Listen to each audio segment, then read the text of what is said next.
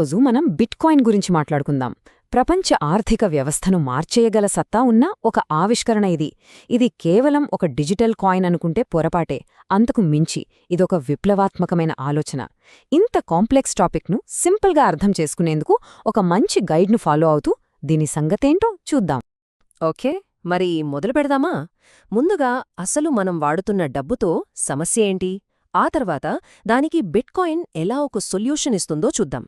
ఆ తర్వాత దాని వెనుకున్న టెక్నాలజీ ఏంటి, దాని రూల్స్ ఏంటి, ఫైనల్గా దాని ఫ్యూచర్ ఎలా ఉండబోతోంది, ఇవన్నీ డిస్కస్ చేద్దాం. అసలు బిట్కాయిన్ ఎందుకంత ముఖ్యం అది అర్థం కావాలంటే ఫస్ట్ మనం ఇప్పుడు వాడుతున్న డబ్బు సిస్టమ్ గురించి కొన్ని బేసిక్ క్వశ్చన్స్ వేసుకోవాలి.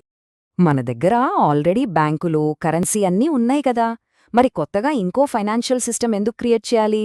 ఎందుకంటే బిట్కాయిన్ను క్రియేట్ చేసిన వాళ్ళు మనం వాడుతున్న సిస్టంలో కొన్ని పెద్ద లోపాల్ని గుర్తించారు. మన ట్రెడిషనల్ ఫైనాన్షియల్ సిస్టమ్ అంతా మధ్యవర్తుల మీదే ఆధారపడి ఉంటుంది, అంటే బ్యాంకులన్మాట. దీనివల్ల ఏమవుతుందంటే ఒక దేశం నుంచి ఇంకో దేశానికి డబ్బు పంపాలంటే కొన్నిసార్లు రోజుల టైం పడుతుంది. దానికి తోడు ఫీజులు కూడా ఎక్కువే. అన్నిటికన్నా ముఖ్యంగా ఇదంతా కొన్ని సంస్థల కంట్రోల్లో ఉంటుంది. బిట్కాయిన్ సరిగ్గా ఈ ప్రాబ్లమ్స్కే ఒక సొల్యూషన్గా వచ్చింది. సరే, మరి ఈ కొత్త టెక్నాలజీ ఆ సమస్యల్ని ఎలా సాల్వ్ చేస్తుందో చూద్దాం. ఇక్కడే బిట్కాయిన్ ఒక గేమ్ చేంజర్లా ఎంట్రీ ఇచ్చింది. 2009లో అసలు చేత్తో పట్టుకోవడానికి వీల్లేని కేవలం డిజిటల్ ప్రపంచంలోనే ఉండే ఒక సరికొత్త డబ్బుని పరిచయం చేశారు. అయితే ఇక్కడ మనం గుర్తుంచుకోవాల్సిన అతి ముఖ్యమైన పాయింట్ ఏంటంటే దాని డీసెంట్రలైజేషన్. అంటే దీన్ని ఏ ఒక్క బ్యాంక్ గానీ గవర్నమెంట్ గానీ కంట్రోల్ చెయ్యదు. దీనివల్ల ప్రజల డబ్బుపై వాళ్లకే పూర్తి కంట్రోల్ ఉంటుంది.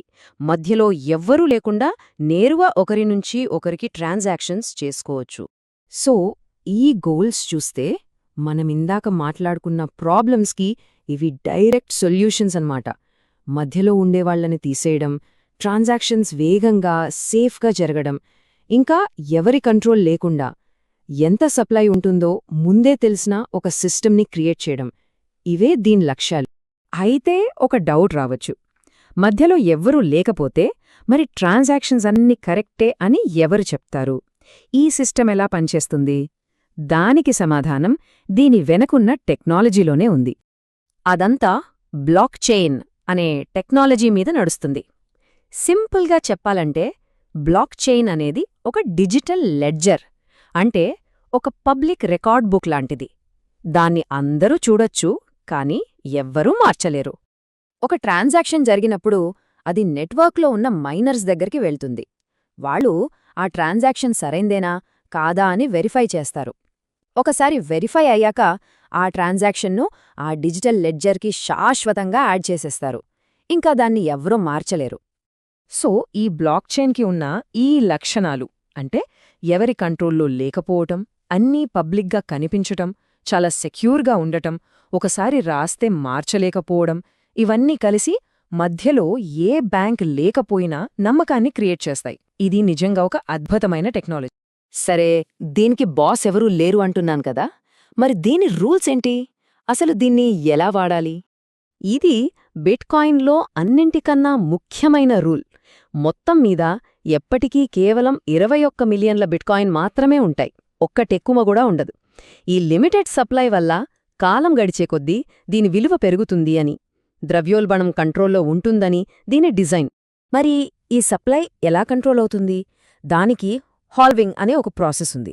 సుమారుగా ప్రతి 4 ఏళ్లకొకసారి కొత్త బిట్కాయిన్ మైన్ చేసినందుకు వచ్చే రివార్డ్ సగానికి సగం తగ్గిపోతుంది.